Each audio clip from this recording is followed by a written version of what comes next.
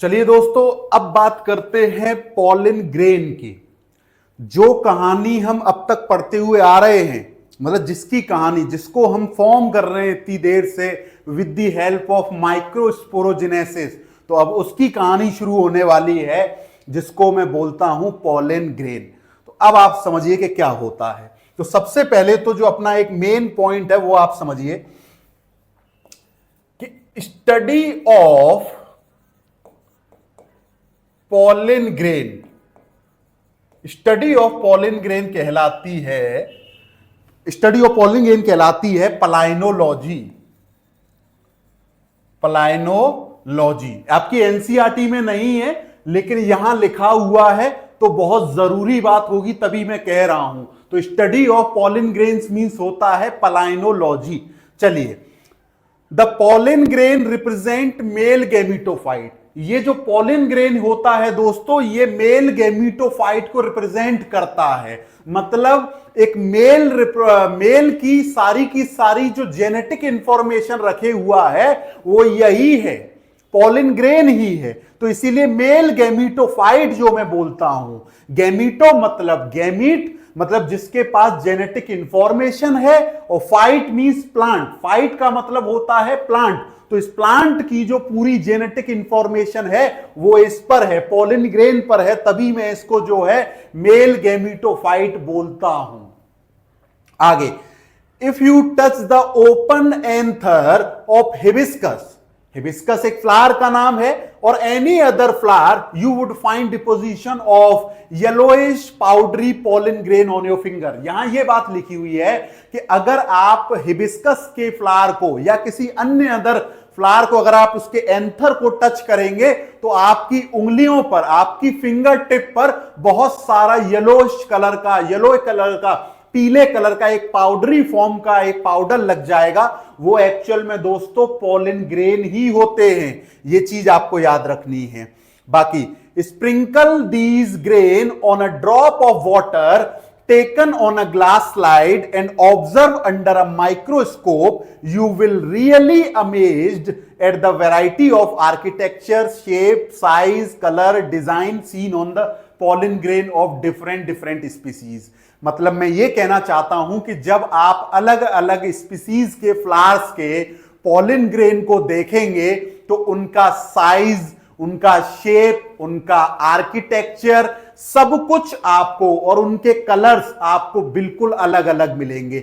जिस तरीके से मैंने आपको एक पॉइंट वहां बताया था कि हर फ्लावर के स्टेमन की लेंथ और नंबर ऑफ लेंथ जो होता है वो चेंज होता है, वेरी करता है, इसी तरीके से पॉलिन ग्रेन का साइज, शेप, डिजाइन, कलर, सारी चीजें अलग अलग होती हैं।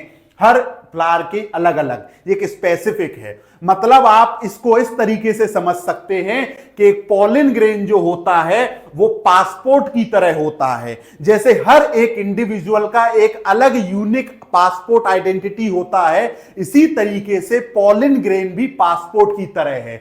हर फ्लावर के पॉलिन ग्रेन की एक अलग आइडेंटिटी है, वो अलग तरीके से दिखता है, अलग तरीके की उसकी शेप है, अलग तरीके का उसका आर्किटेक्चर है, अलग तरीके का उसका कलर है। तो ये चीज आपको याद रखनी है।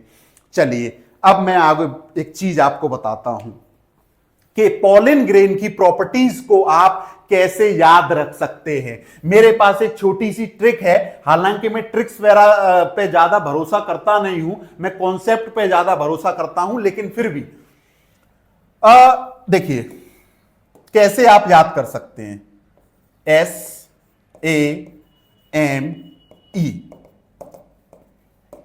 देखिए एस का मतलब यहां पे क्या है, एस का मतलब सेम, सेम, तो SAME, सेम मतलब क्या है कि जो शेप जो होगी पॉलिन ग्रेन की, जो है बिल्कुल शेप जो होगी बिल्कुल अलग अलग होगी, सबकी अलग अलग होगी। इतनी सी बात समझ में आ गई। अब है A for architecture, A for architecture, सबका जो शेप होगा, आर्किटेक्चर होगा, वो बिल्कुल अलग होगा। आर्किटेक्चर मतलब आर्टिस्टिक होगा, बिल्कुल सबका अलग अलग तरीका होगा, पैटर्न। तो आर्किटेक्चर सबका अलग अलग होगा। अब आती है एम, एम मतलब mode of transport, mode of transport मतलब ट्रांसफर करने का जो तरीका होगा पॉलिन ग्रेन का, हर फ्लावर का वो अलग होगा।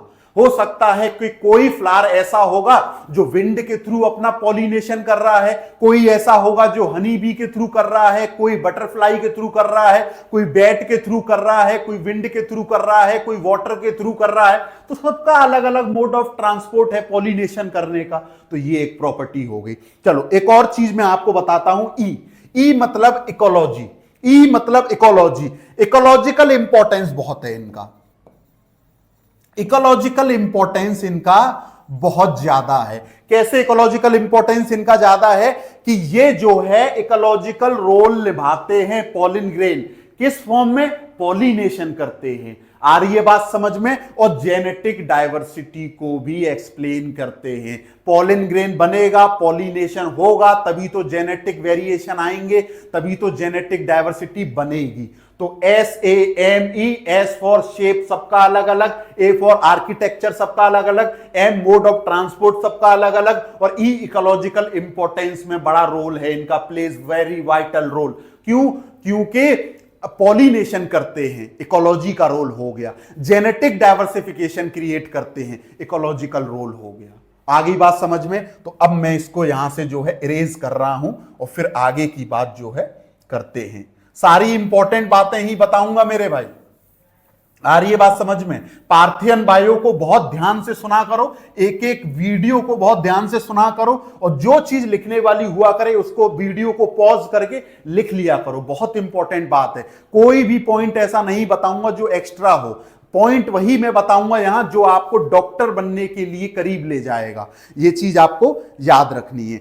चलिए अब आगे की बात करते हैं। Pollen grain are generally spherical, measuring about 25 to 50 micrometer in diameter। बड़े ही छोटे होते हैं, साइज बहुत छोटा, 25 to 50 माइक्रोमीटर। मतलब आप ऐसा समझ लीजिए कि अगर करीब करीब 1000 हजारों पॉलिन ग्रेन एक छोटे से इस पेन के टिप पर, इस छोटे से पेन के टिप पर, ये देख सकते हैं आप, इस पे हजारों पॉलिन ग्रेन फिट हो सकते हैं। ये मैं कहना चाह रहा हूं। चलिए अब हम आगे की बात करते हैं कि it has a prominent to layered wall. It has a prominent to layered wall. यहां दो लेयर होती है, दो दीवारें हैं। चलिए पहली, the hard outer layer called the exine. जो सबसे हार्ड है, जो सबसे हार्ड है और सबसे आउटर लेयर है, सबसे बाहर की जो लेयर है वो है दोस्तों एक्साइन। कौन सी है? Exine, which is made up of sporopollenin. वो स्पोरोपोलेनिन की बनी हुई है। अब स्पोरोपोलेनिन को सुनना, स्पोरोपोलेनिन इतनी हार्ड लेयर है, इतनी रिजिड लेयर है कि इसको नहीं तोड़ा जा सकता। किसी भी चीज को आप तोड़ दो, लेकिन आप स्पोरोपोलेनिन को नहीं तोड़ सकते हैं। ये इसकी खूबी है।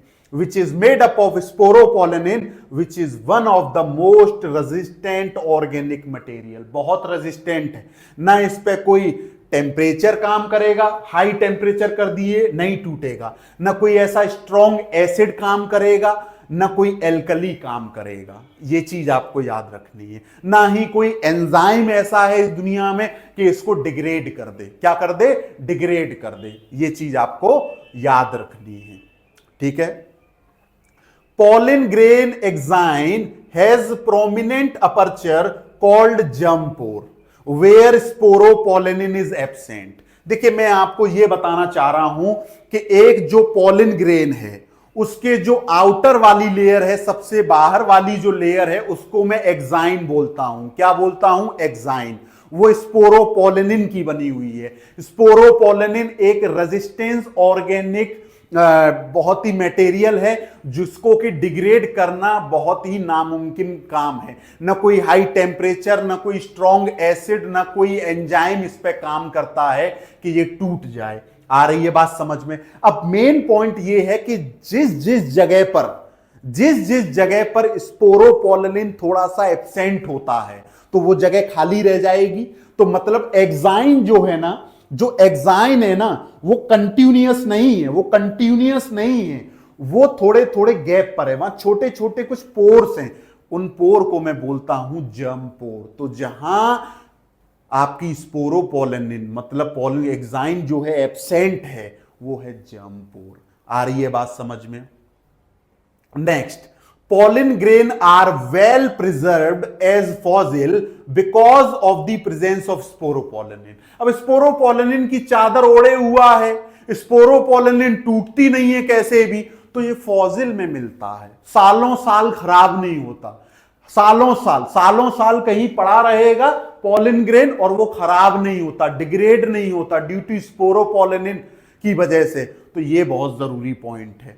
आगे, the exine exhibit a fascinating array of pattern and design. देखिए एग्जाइन ही जो है वो होती है जो डिफरेंट डिफरेंट पैटर्न्स को और डिजाइन्स को दिखाती है ना, क्योंकि एग्जाइन जो है क्या है, एक तो कलरफुल होती है, ये चीज आप याद रखें, एक तो कलरफुल होती है एग्जाइन, क्योंकि टेपिटम जो होता है मैंने आपको बताया था वो पॉलिन किट सब्सटेंस रिलीज कर देता है एग्जाइन की लेयर पर, तो वो क्या है ब्राइट येलो ऑरेंज कलर की होती है, ये चीज आपको याद रखनी है। Why do you think the exine should be hard? Sporopollenin की वजह से, तो वो टूटती भी नहीं है।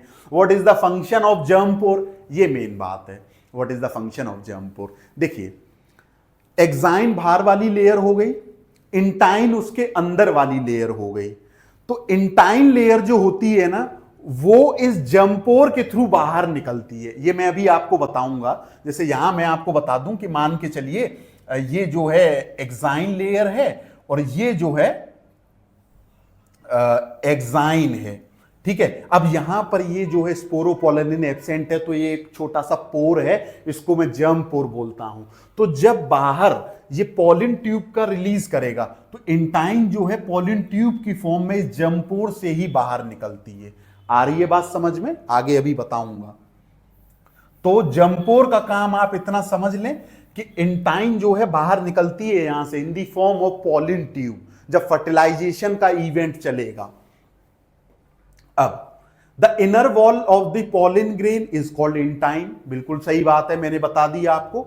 इट इज थिन, ये थिन होती है, पतली होती है, कंटिन्यूअस, यहां कोई पोर नहीं है, कंटिन्यूअस लेयर है और बनी हुई है सेलुलोज एंड पेक्टिन की। काय की बनी हुई है?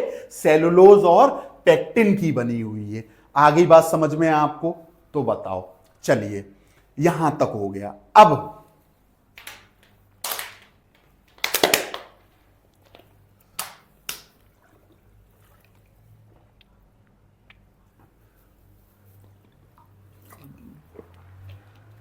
तो यहां तक मैंने आपको बात बता दी है। अब आप मेन चीज सुनिए जो मैं बताने जा रहा हूं। अब हम अंदर की बात करेंगे कि पॉलिन ग्रेन के अंदर क्या है। तो देखिए ध्यान से सुनिएगा। देखिए मैं सबसे पहले क्या कर रहा हूं कि ये जो है मेरे पास क्या है, ये है मेरे पास एक एमएमसी मतलब माइक्रोस्पोर मदर सेल। आगे बात समझ में? इसकी जो प्लॉइडी है वो है 2n, ये है डिप्लॉइड है। आगे चले, इसमें मैं क्या करवाता हूं, इसमें मैं मियोसिस, ये इसका न्यूक्लियस है, इसमें मैं मियोसिस करवाता हूं। आ रही है बात समझ में?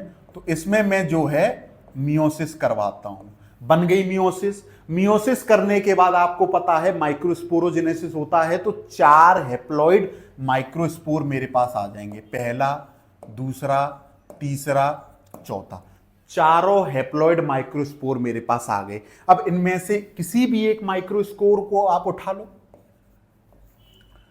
जो एक के साथ होगा वही चारों के साथ होगा। तो मैंने एक माइक्रोस्पोर जो है उठा लिया है। अब मैं क्या कर रहा हूं,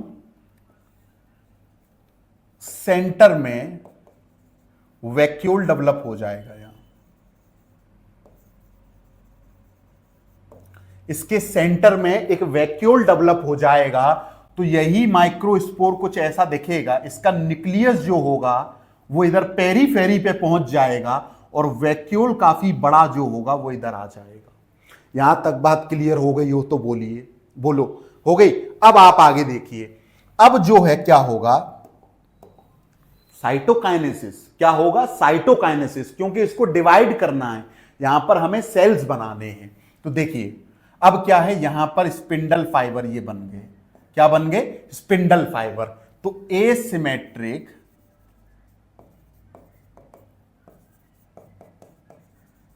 स्पिंडल फाइबर यहां पर बन चुके हैं। आ रही है बात समझ में? एसिमेट्रिक स्पिंडल फाइबर जो है यहां पर बन गए। मैंने कुछ नहीं करा, एमएमसी को लिया, डिप्लॉयड था, मियोसिस कराया, 4 माइक्रोस्पोर बनाए, आगे चला, 1 माइक्रोस्पोर उठा लिया। सारे क्यों नहीं उठाए? सबके साथ एक ही बात होगी। न्यूक्लियस ये रहा उसका। अब इस क्या होगा? सेंटर में वैक्यूल डेवलप हो जाएगा, तो न्यूक्लियस छोटा सा है, धक्के से पेरीफेरी पे पहुंच जाएगा। ये रहा वैक्यूल। अब साइटोकाइनेसिस शुरू होगा तो क्या होगा? एसिमेट्रिक स्पिंडल फाइबर यहां पर बन जाएंगे। अब देखिए क्या होगा। अब है मेन चीज, देखिए अब ये होगा कि ये रहा आपका एक बड़ा सेल, ठीक है।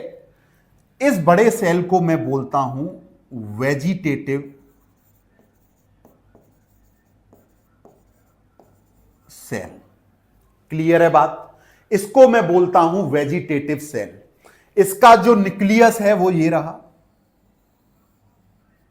Vegetative cell nucleus. क्लियर है बात? अब चलिएगा, अब आपको पता है कि स्पिंडल फाइबर बने थे, तो सीधी सी बात है कि यहां पर जो है साइटोकाइनेसिस अब होगी। क्या होगी? साइटोकाइनेसिस। तो बड़ा सेल एक बन गया वेजिटेटिव सेल, उसका न्यूक्लियस बन गया अंदर, वेजिटेटिव सेल का न्यूक्लियस VCN। अब क्या होगा? अब यहां पर साइट ये भर भर के यहां पे साइटोप्लाज्म है, साइटोप्लाज्म भी बन गया। अब जो है दूसरा सेल जो बनता है वो बनता है जनरेटिव सेल। कौन सा सेल बनता है? Generative cell. ये है जनरेटिव।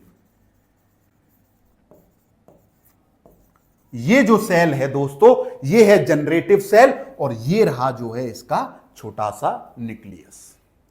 वेजिटेटिव सेल के साइटोप्लाज्म में फ्लोट कर रहा है जनरेटिव एक छोटा सा सेल।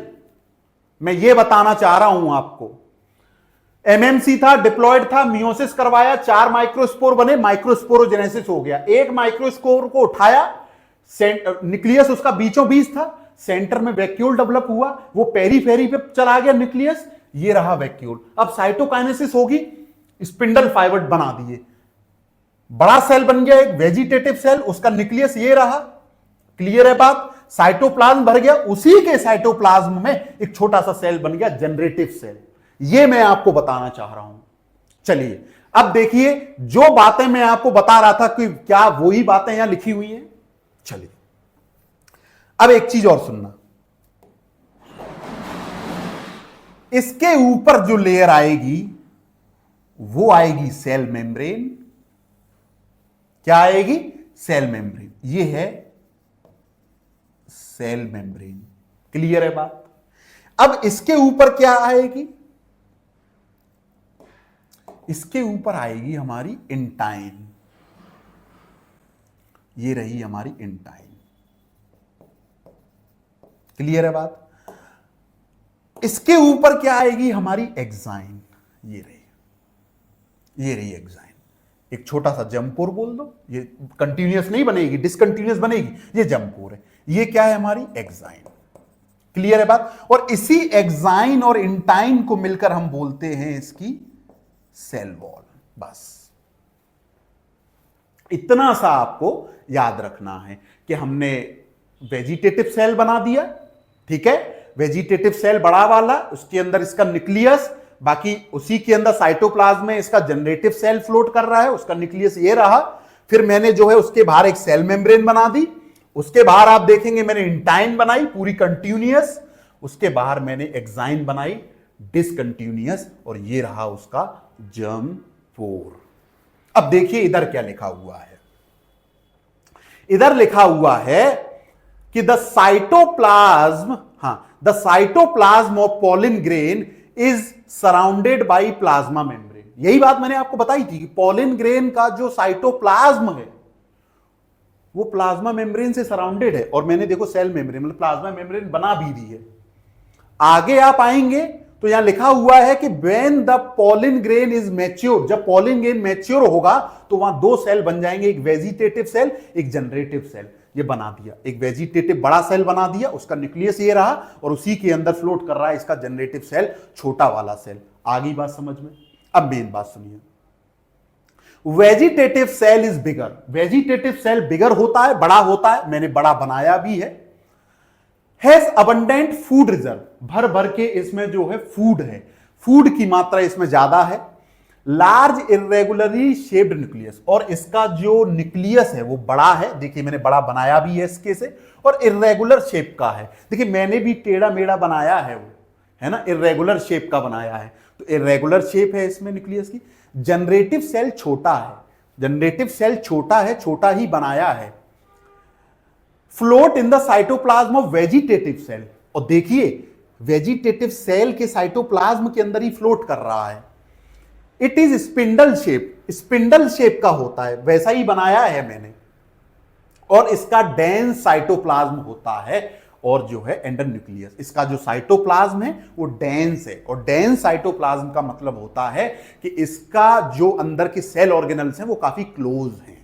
आगे बात समझ में, तो ये चीज आपको याद रखनी है, और यही चीज मैंने जो है आपको यहां समझाई भी है। या देख लीजिए वैक्यूल वाली जो कहानी है, सिमेट्रिक, स्पिंडल और वेजिटेटिव, जनरेटिव, सारी चीजें यहां मैंने बता दी हैं आपको। बोलिए यहां तक कोई डाउट हो तो देख लीजिए आप, फिर मैं आगे की जो है आपको बात बताऊंगा। ठीक है,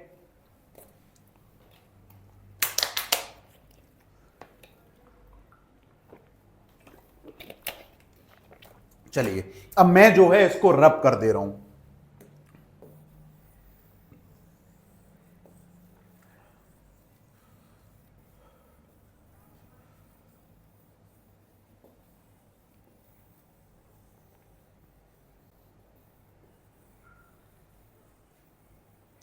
अब आएगी मेन बात। मेन बात क्या है? मेन बात यह है सर कि देखिए इन ओवर 60% ऑफ एंजियोस्पर्म्स, अगर आप 60% एंजियोस्पर्म की पॉपुलेशन को देखेंगे तो pollen grain are shed at this two celled stage. Shed मतलब रिलीज होना। देखिए अभी मैंने पॉलिन ग्रेन जब बनाया था तो उसके अंदर दो सेल मैंने सिर्फ बनाए थे, एक वेजिटेटिव बड़ा सेल, उसके अंदर एक जनरेटिव सेल, एक छोटा सेल, तो दो सेल स्टेज थी कि नहीं? पॉलिन ग्रेन के अंदर टू सेल्ड स्टेज थी कि नहीं? एक वेजिटेटिव सेल, एक जनरेटिव सेल, तो टू सेल्ड स्टेज हो गई। तो सर 60% एंजियोस्पर्म के अंदर जो पॉलिनेशन होता है, जो पॉलिन ग्रेन रिलीज होते हैं, वो टू सेल्ड स्टेज के अंदर ही हो जाते हैं, मैं ये बताना चाह रहा हूं। और बाकी इन रिमेनिंग स्पीसीज, बाकी 40% बची हुई एंजियोस्पर्म स्पीसीज में टू सेल्ड स्टेज में नहीं होता है, ये होता है थ्री सेल्ड स्टेज में। अब सर आपका सवाल उठता है कि सर चलिए पॉलिन ग्रेन के अंदर दो सेल स्टेज थी, टू सेल्ड स्टेज थी, जिसमें एक वेजिटेटिव सेल था, एक जनरेटिव सेल था, तो ये अब थ्री सेल्ड स्टेज कैसे हो जाएगी? तो मैं आपको बात बता दूं कि वेजिटेटिव सेल तो क्या करता है, फूड प्रोवाइड करता है पॉलिन ग्रेन को, वेजी फूड रिजर्व है उसके पास।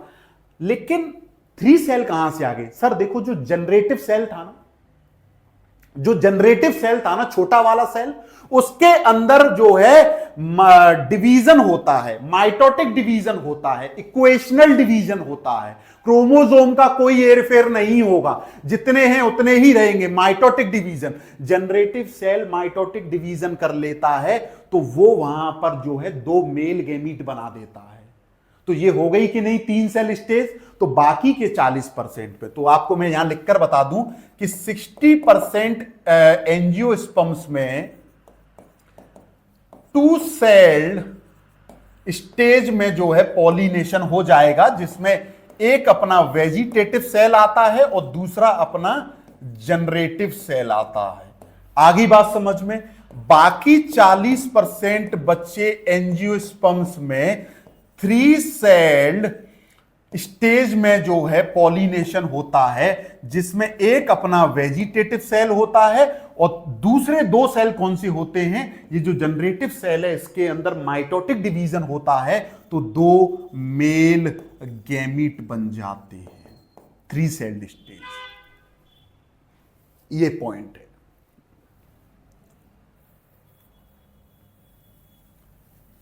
आ गई बात समझ में? चलिए अब आगे की बात करते हैं। हां, एक चीज और मैं आपको बता दूं कि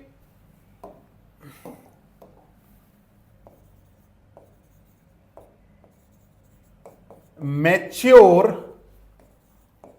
पॉलिन ग्रेन बनने के लिए टोटल एक मियोसिस चाहिए और एक माइटोसिस चाहिए।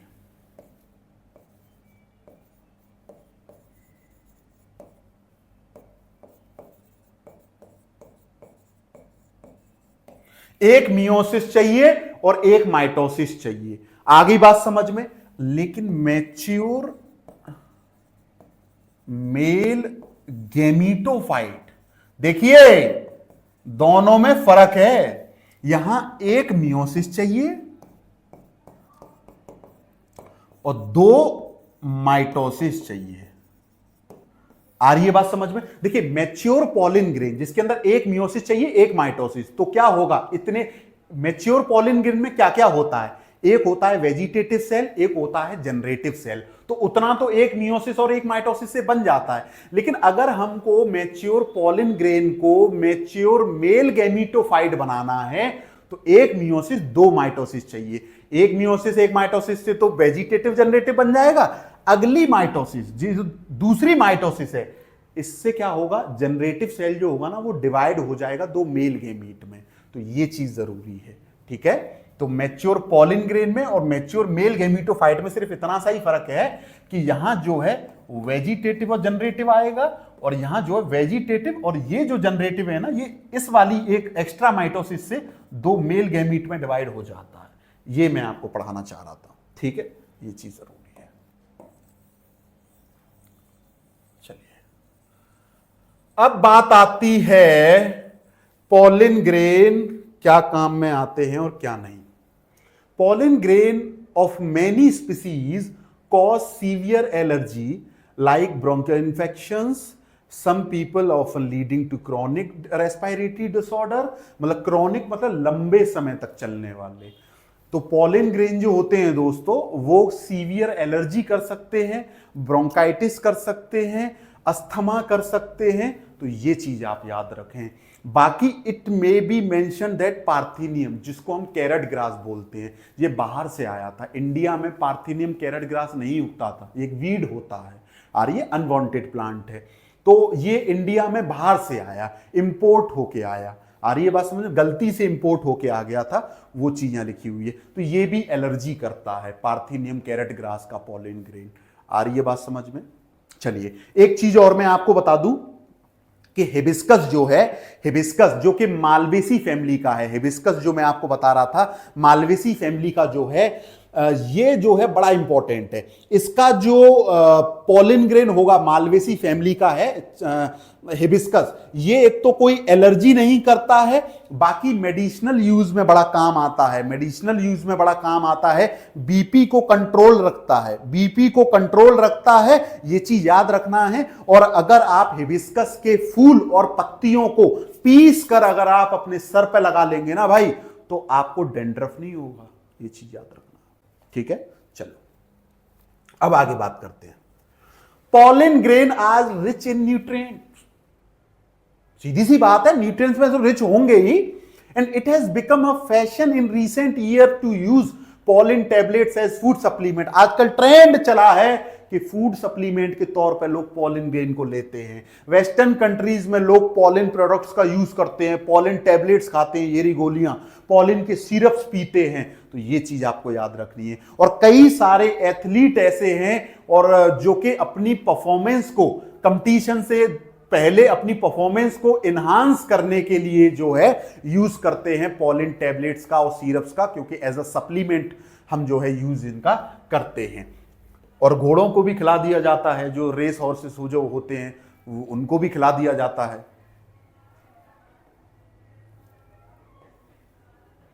अब सुनिए आगे की बात। When once they are shed, pollen grain have to land on the stigma before they lose viability। देखिए वाइबिलिटी क्या होता है? वाइबिलिटी मतलब होता है कि एंथर से पॉलिन ग्रेन रिलीज हो गया तो उसके पास एक फिक्स टाइम होता है। आ रही है बात समझ में? जैसे एंथर से पॉलिन ग्रेन रिलीज हो गया तो उसके पास एक फिक्स टाइम होता है, तभी वो फर्टिलाइजेशन होगा। ऐसा नहीं है कि कोई एक फिक्स टाइम नहीं है, जब जिस पॉलिन ग्रेन को जहां पहुंचना है वो अपने टाइम से पहुंचेगा, नहीं, एक फिक्स टाइम है। अगर उस फिक्स टाइम के अंतर्गत वो नहीं पहुंचा तो वो पॉलिन ग्रेन फिर वायबल नहीं है, वो खत्म है, बेकार है, वो फर्टिलाइजेशन करने लायक है ही नहीं, उसकी एबिलिटी जो है वो खत्म हो चुकी है। ये मैं बताना चाह रहा हूं।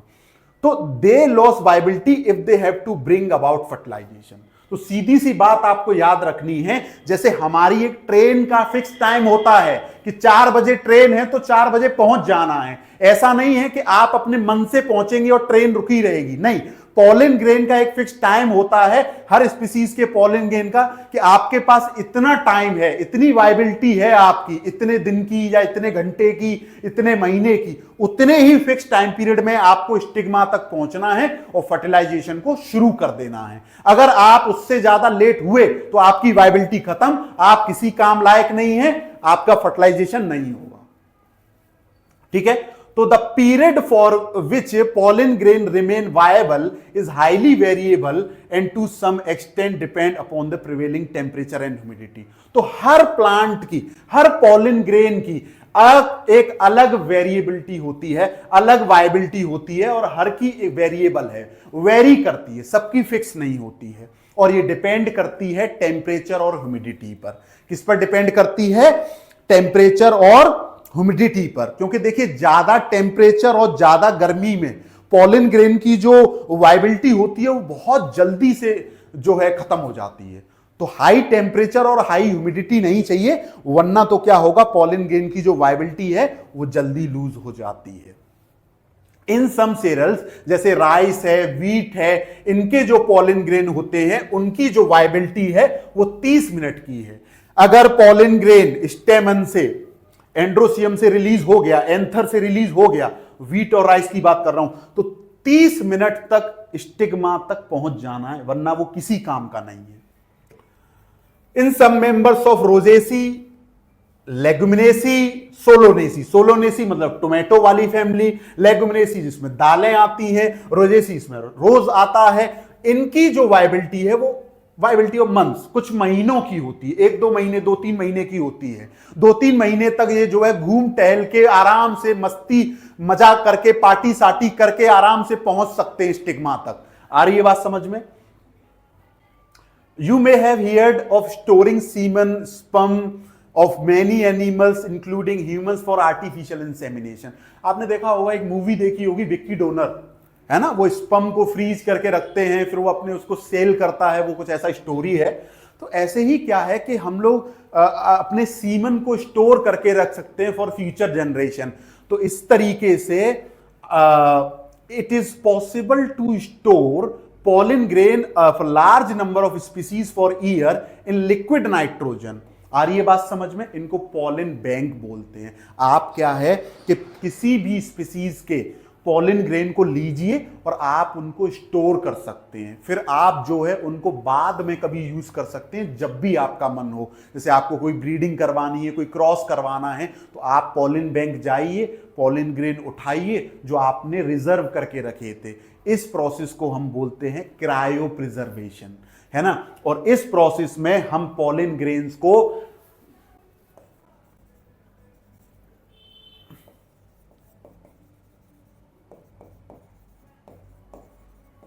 क्रायो प्रिजर्वेशन, आ रही है बात समझ में? इसमें हम क्या करते हैं, लिक्विड नाइट्रोजन लेते हैं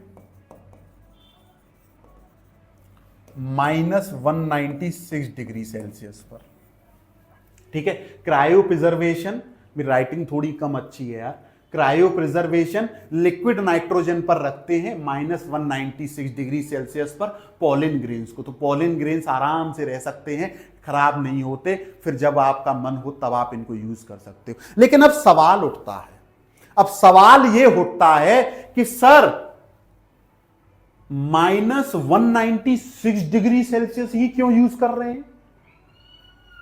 वो इसलिए कर रहे हैं सर, लॉजिक सुनिए। देखिए मैं आपको इसलिए एक एक चीज बताता हूं, मैं वो इंसान नहीं हूं कि मैं एनसीईआरटी की एक एक लाइन को मैं रीड करके अंग्रेजी की हिंदी करके निकल जाऊंगा। मैं यहां अगर पढ़ाने आया हूं तो मेरे पास हर एक चीज का लॉजिक है यार, हर एक चीज का मेरे पास लॉजिक है। मैं हवा में कोई बात नहीं करता हूं, हवाबाजी की कोई बात ही नहीं है। मैं वो चीज बताऊंगा जो लॉजिक है। अब कोई नहीं आपको बताएगा कि क्यों 196 लेते हैं माइनस में, क्यों लिक्विड नाइट्रोजन लेते हैं, वो चीज तो यहां भी लिखी है, लेकिन ये भी तो बताओ भाई कि यही क्यों लेते हैं। तो सुनिएगा, एक तो क्या होता है कि -196 डिग्री सेल्सियस पर जो पॉलिन ग्रेन होता है, एक तो उसकी मेटाबॉलिज्म हो जाएगी बिल्कुल जीरो, जो भी उसकी पॉलिन ग्रेन की मेटाबॉलिक एक्टिविटी है वो जीरो हो जाएंगी। जो भी उसकी बॉडी के अंदर जितनी भी एंजाइमेटिक रिएक्शन चल रही हैं वो सारी बंद हो जाएंगी, एंजाइम काम करने बंद हो जाएंगे, तो वो सीड डोरमेंट हो जाएगा, डोरमेंसी में चला जाएगा, सो जाएगा। मेटाबॉलिक एक्टिविटी हो नहीं रही, टेम्परेचर ही इतना कम है, ऑप्टिमम टेम्परेचर नहीं है ना, इसीलिए ऑप्टिमम टेम्परेचर देंगे तो वो मेटाबॉलिक एक्टिविटी भी करेगा, है ना, केमिकल रिएक्शन भी करेगा, और जितनी भी एंजाइमेटिक रिएक्शंस होती है वो भी करेगा। लेकिन टेम्परेचर साला इतना कम कर दिया हमने कि अब जो है उसकी मेटाबॉलिक एक्टिविटी बिल्कुल धड़ाम से जीरो कर दी है। लिक्विड नाइट्रोजन क्यों यूज करते हैं? लिक्विड नाइट्रोजन इसलिए यूज करते हैं, लिक्विड नाइट्रोजन क्योंकि बेटा अगर मान के चलो अगर हमने लिक्विड नहीं लिया तो वहां पर बर्फ जम जाएगी, आइस के, बर्फ के बहुत बड़े बड़े टुकड़े जम जाएंगे। उन टुकड़ों की वजह से, आइस की वजह से जो पॉलिन ग्रेन का जो स्ट्रक्चर होता है वो खराब हो सकता है, तो लिक्विड नाइट्रोजन में खराब नहीं होता। तो ये चीज आपको याद रखनी है। आ रही है बात समझ में? तो देखिए यहां तक मैंने आपको मेल वाला पार्ट, उसका मेल रिप्रोडक्टिव पार्ट वगैरह सारी चीजें करा दी है मेरे भाई। आ रही है बात समझ में? मैंने आपको फ्लावर पढ़ा दिया, मैंने आपको मेल रिप्रोडक्टिव ऑर्गन पढ़ा दिया, एंड्रोसियम, स्टेमन, सारी चीजें। फिर मैंने आपको जो है पॉलिन ग्रेन भी पढ़ा दिया है, पॉलिन ग्रेन की भी सारी बातें मैंने जो है आपको बता दी हैं। अब बात यह है कि भैया पार्थियन बायो पर रिस्क नहीं लिया जाता है, तो मैंने जो है वो सारे क्वेश्चन यहां पर करीब 10-12 क्वेश्चन हैं, ध्यान से देख लेना। अब सारे क्वेश्चन मैंने यहां लिए, जितना पार्ट मैंने अभी पढ़ाया है, जितना पार्ट मैंने अभी पढ़ाया है, उतने पार्ट में से कौन कौन से प्रीवियस ईयर क्वेश्चन आ चुके हैं वही मैंने अपनी स्लाइड पे लगाए हुए हैं। कोई एक्स्ट्रा क्वेश्चन नहीं है, ये सारे वही क्वेश्चन हैं जो प्रीवियस ईयर में आ चुके हैं और जो मैंने पढ़ाया उसी में से। तो चलिए पहला क्वेश्चन है कि male gametes in angiosperms are formed by the division of. चलिए देख लीजिए, पहला क्वेश्चन है कि male gamete in angiosperms are formed by the division of. तो मेल गैमीट कब बनते हैं, कौन सा सेल डिवाइड होता है? Generative cell. जनरेटिव सेल के अंदर क्या होता है? माइटोटिक डिवीजन, 2 मेल गैमीट बनते हैं। तो इसका आंसर ये गया। आगे आ जाइए, विच one of the following is surrounded by callose wall. मैंने आपको बताया था कि जो माइक्रोस्पोर टेट्राड जो होता है ना, है ना, उसके ऊपर एक कैलोज लेयर होती है, और इस कैलोज लेयर को हटाने के लिए टेपिटम लेयर कैलेज एंजाइम निकालती है, तब ये लेयर हटती है। तो माइक्रोस्पोर, यहां पे वो चौथा ऑप्शन गायब है क्या? एक सेकंड में वो ऑप्शन देख लेता हूं, लास्ट वाला।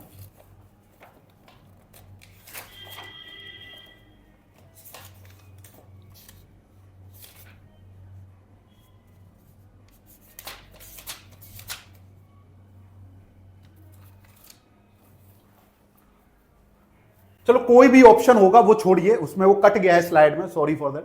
लेकिन इसका आंसर जो है वो है माइक्रोस्पोर मदर सेल। क्योंकि देखिए माइक्रोस्पोर मदर सेल के बाहर क्या है? एमएमसी के बाहर है कैलोज की लेयर, कैलोज वॉल, और माइक्रोस्पोर मदर सेल ही तो डिवाइड होकर 4 माइक्रोस्पोर टेट्राड बनता है। तो माइक्रोस्पोर टेट्राड के बाहर जो है कैलोज की वॉल है, मतलब एमएमसी के बाहर। चलिए, which one of the following statement is wrong? पहला, pollen grain in some plant remain viable for month. हां जी बिल्कुल सही बात है। Intine is made up of cellulose and pectin. हां जी बिल्कुल सही बात है। When pollen is shed at 2 celled stage double fertilization does not take place. बिल्कुल गलत बात है भाई। 60% एंजियोस्पर्म इसी स्टेज पर जाके शेड हो जाते हैं, रिलीज हो जाते हैं। तो डबल फर्टिलाइजेशन क्यों नहीं होगा? ये गलत है, ठीक है। चौथा, what is the function of germ pore? Initiation of pollen tube, release of male gamete, radicle absorption of water and seed germination. तो क्या है? इनिशिएशन ऑफ पॉलन ट्यूब, है ना। इंटाइन जो होती है वो जम्पोर के थ्रू ही बाहर निकलती है, पढ़ाया था मैंने अभी आपको। आगे, विच one of the following statement is correct? कौन सी स्टेटमेंट करेक्ट है? Tapetum nourish the developing pollen, सही बात है। Hard outer layer of pollen is called intine, बिल्कुल गलत बात है। हार्ड और आउटर लेयर एक्साइन होती है सर।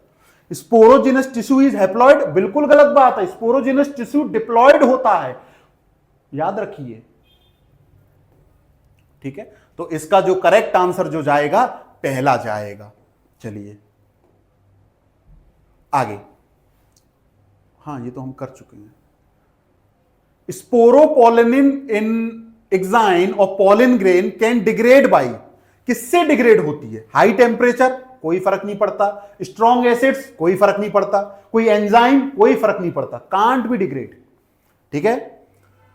एक और, after pollination viability of pollen grain of wheat and rice is about, बताया था ना अभी 30 मिनट। तो भैया ऐसे ऐसे क्वेश्चन आते हैं कि आप देखते ही टिक कर देंगे। और आपने देखा होगा कि एक भी क्वेश्चन आप ऐसा नहीं बता सकते हैं, और ये सारे क्वेश्चन वही हैं जो प्रीवियस ईयर में पूछे गए हैं, और सारी चीजें अभी मैंने बहुत मेहनत से आपको पढ़ाई है, और एक एक क्वेश्चन वहीं से। कोई ऐसा क्वेश्चन नहीं है जो आपको लगे कि ये तो सर ने पढ़ाया ही नहीं।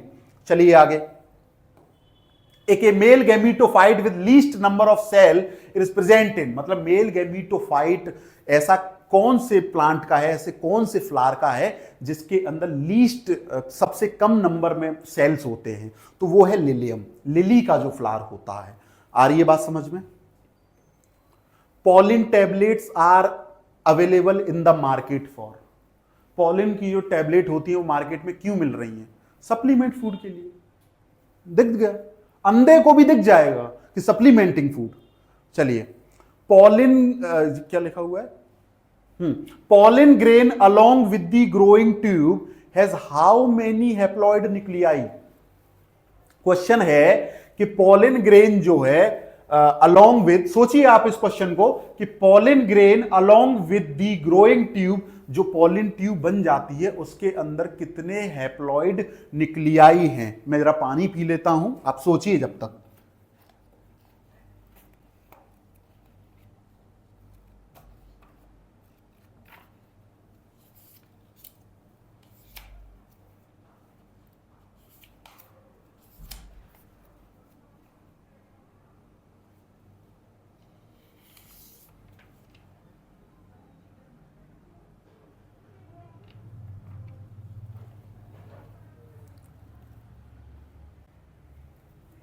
थ्री,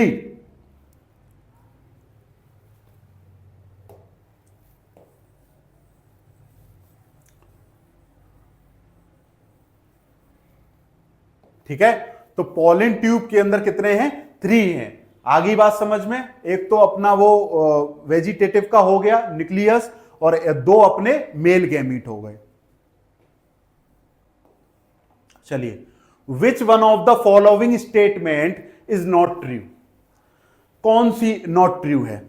तो pollen grain of some plant cause severe allergy and bronchial infection in some people, हां जी सही बात है। The flower pollinated by flies and bat secrete foul order to attract them, सही बात है। मैं इसको पॉलिनेशन में आपको बताऊंगा कि जो फ्लावर पॉलिनेट करते हैं मक्खियों से या बैट से, तो वो फाउल ऑर्डर, थोड़ी गंदी सी स्मेल क्रिएट करते हैं अपने अंदर से, जिससे वो उनको अट्रैक्ट कर पाए, ठीक है। Honey is made by bee digesting pollen, नहीं यही गलत है। Honey is made by bee by digesting pollen.